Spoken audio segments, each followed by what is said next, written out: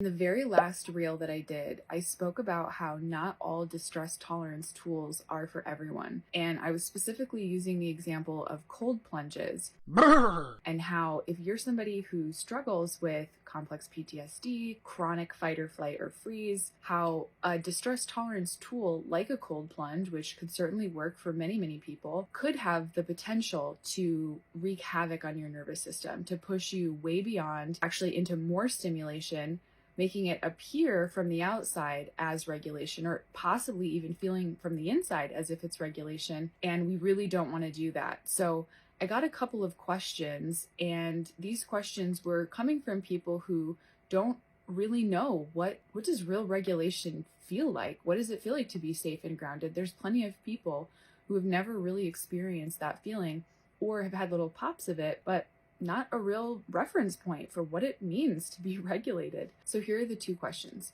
The first one is, how can we know the difference between real regulation and this state of the faux regulation masking itself as regulation, aka pretty much a freeze response? And the second question is, I was going to ask this too because I felt this sense of calm or regulation in my body, even though my mind can be in a distressing state at times. Not all of the time, but this could explain the dissonance that's still there. So she's asking, does this faux window of tolerance explain why her body and mind, why her body can seemingly feel calm, but her mind is very distressed? So I'm going to answer the first question first. How do we know the difference between real regulation and actually being so overstimulated that we're in a freeze response, but it looks like regulation? So when we are truly feeling regulated, and when we are truly in a self with a capital S in our aware ego, these are some of the qualities that we're going to have: clear, curious, compassionate, creative, courageous, connected,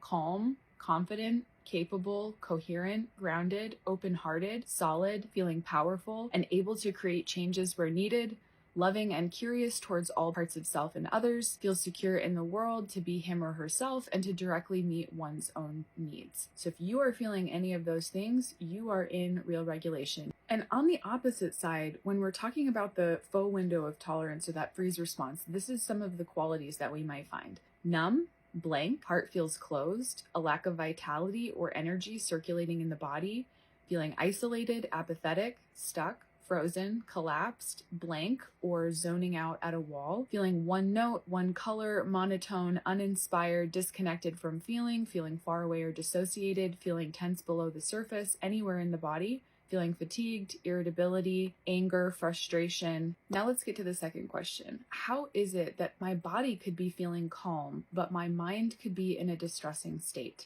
So first of all, this is a perfect example of compartmentalization, and how one aspect of the being can take on more pressure, weight, responsibility than other parts. And in this case, which is very common with most people, it sounds like the mind has really taken on a lot for you. Now, obviously, because you exist in one body, whatever's going on in your mind, the distress that's going on in your mind, it is translating to your body. You just may not be aware of how much it's translating to your body, and the way that it's being translated to your body may be out of your conscious awareness or happening beneath the surface. For a lot of people, it's like you can feel the distress in the mind because the mind is a safer place to be. And sometimes we've shut out our ability to feel distress within the body. Sometimes it's more comfortable to think about things than it is to actually feel them through the entire body and process them. And a lot of times this was a coping strategy because you did not have the capacity to actually process that through your body at the time. So if I were you, I would work with my mind. I would find out how long my mind has been compensating for other things in my life. How long has it been helping me? What is my mind's role in my day-to-day life? How old does your mind see you as being? And what does your mind fear would happen if it stopped working so hard? I would do parts work with my mind. I would build trust with my mind. I would see it as a primary protector. I would start to work with aspects of me that might actually be holding pain in the body. I would get permission from those primary protectors to be able to access that pain within the body. I would increase my nervous system's capacity for distress slowly and slowly. I would stabilize myself, and I would find somebody who could help me to do those things. The more trust that you have internally, the less that these parts of you will run your life, the more access that you will have to your full body instrument. And obviously, the more safety that there is, the more that your nervous system in your body is going to open up and allow certain things to process through. So I want to bring in a really important last piece here, which is around the polyvagal theory. And I'm going to insert an image here so that you can understand what I'm talking about. See the bottom two circles here, mobilized and immobilized. So you see how these circles overlap. They're showing hybrid states.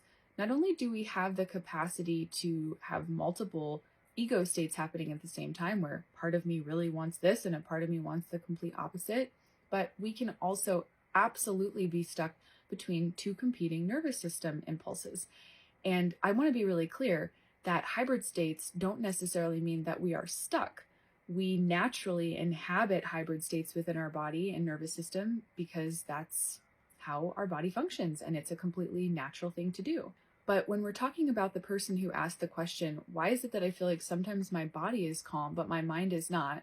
We want to look at things like hybrid states within the nervous system and within these competing branches. So like I was saying, let's look at the bottom here. It says that this hybrid state is a state of freeze and defense. Now, this is a really good example. This could be what it is that you're experiencing, because that freeze might feel like regulation in the body, but that defense mode might be the activation that you feel in your mind. So I hope that helps to answer those questions, and I have several more videos coming out around regulation and different topics around trauma, so stay tuned for those, and I'll see you guys later.